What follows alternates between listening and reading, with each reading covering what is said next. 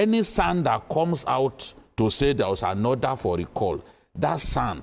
So, ladies and gentlemen, boys and girls, the controversy over whether or not the court indeed asked that the Senate reinstate Senator Natasha took a rather alarming note a couple of days back when TVC's Babajide Otitoju made this very audacious statement. Watch.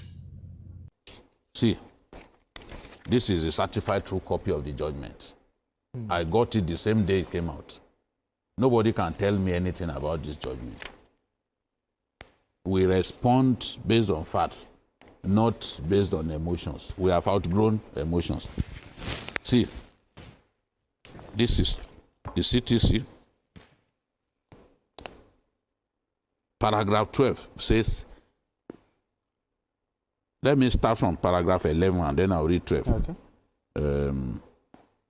That I am of the opinion that the Senate has the power to review the provisions of the Senate rules and can even amend section 14, subsection 2 of the Legislative House's powers and privileges out, both for being excessive and overreaching. She then said, finally, that the Senate, 12, that the Senate has the power to, and I believe should recall the plaintiff and allow her to resume representing the people who sent her there to represent them. This is purely an opinion. You see that as advisory opinion? What? Anybody who says this is not an opinion did not go to school. Meaning look at this. Binding. That the Senate has the power to, and I believe should recall. I believe should. I believe. That's our opinion. What you hold on to, your belief is your opinion. If she wanted to give an order, she would say, I hereby order her immediate recall. That is the language of an order. We are not illiterates. How many sons have you seen coming out to say, oh, there was an order? Any son that comes out to say there was an order for recall, that son, they need to derobe him because it's not worthy of being called a son. Even any lawyer at all who went to school, who will call this an order. I don't know how that lawyer went through school. There is no order of the court. My friend Ruben Abati said she wants to implement a non-existent order. That's just the thing. There's no order. There's no order. This is it. Okay, if it was, why didn't the court say, Senator Natasha consider paying the 5 million naira fine?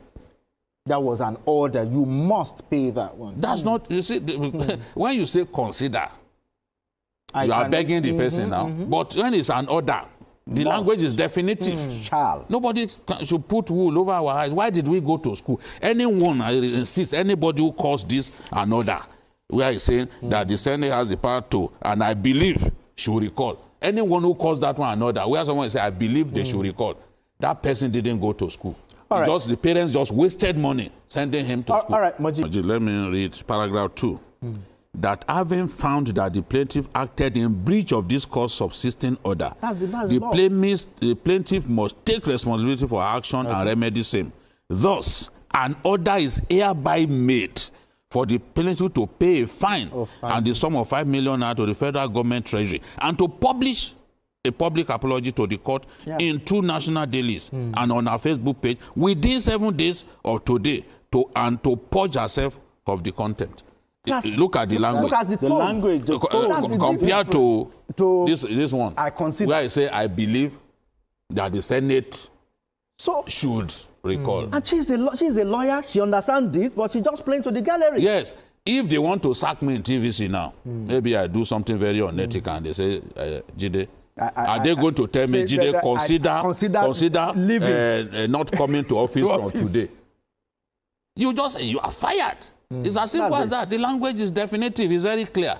Now, everything you just said there is the direct opposite of what Senior Advocate of Nigeria, Mr. Femi Falana, said in this statement. According to Mr. Falana, in this written statement, he said, since Justice Nyako has settled the controversy over the legal validity of the 6-month suspension of Senator Otitoju by a judicial decision and advised the Senate to recall her without any conditionality. There can be no justification for treating the